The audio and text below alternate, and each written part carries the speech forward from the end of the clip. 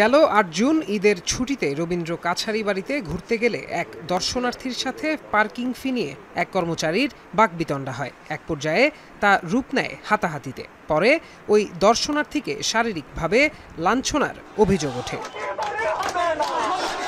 এ ঘটনার প্রতিবাদে স্থানীয়রা ১০ জুন শাহজাদপুর প্রেস ক্লাবের সামনে মানববন্ধন ও বিক্ষোভ করেন।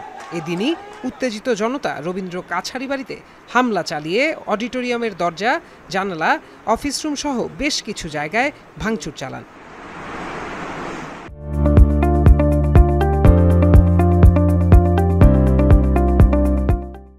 এ ঘটনার পর থেকেই নিরাপত্তাজনিত কারণে কাছারি বাড়িতে দর্শনার্থীদের প্রবেশ অনির্দিষ্ট কালের জন্য বন্ধ ঘোষণা করে নোটিশ টানিয়ে দিয়েছে কর্তৃপক্ষ।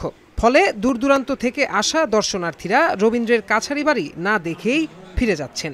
আমি ঢাকা থেকে এসেছি বাচ্চাদের নিয়ে জাদুঘর দেখব বলে, তো হঠাৎ এসে আর কি দেখলাম বন্ধ ঘোষণা করা হয়েছে, তো আমাকে না দেখে ফিরে যেতে হচ্ছে।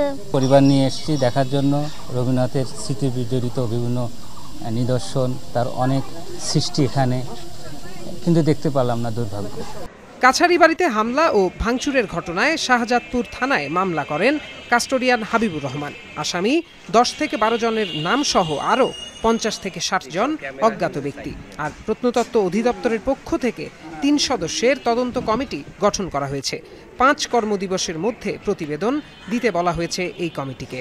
৫০ থেকে ১০০ জনের মতো অজ্ঞাতনামা লোক অতর্কিতে কাছারি বাড়ির গেট ভেঙে ভিতরে ঢুকে অতর্কিত হামলা করে এবং ভাঙচুর চালায়।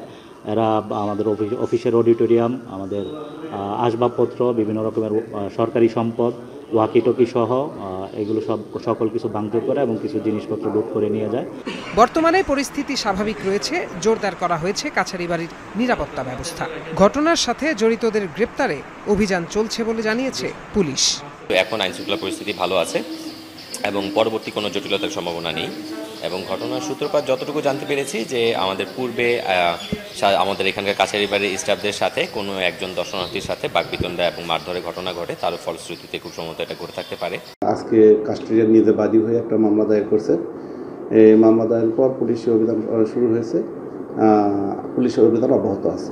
যারা এই ঘটনার সাথে জড়িত তাদের আমরা ভিডিও ফুটেজ থেকে শনাক্ত করে গ্রেপ্তারের চেষ্টা অব্যাহত আছে। এখন সিরাজগঞ্জ।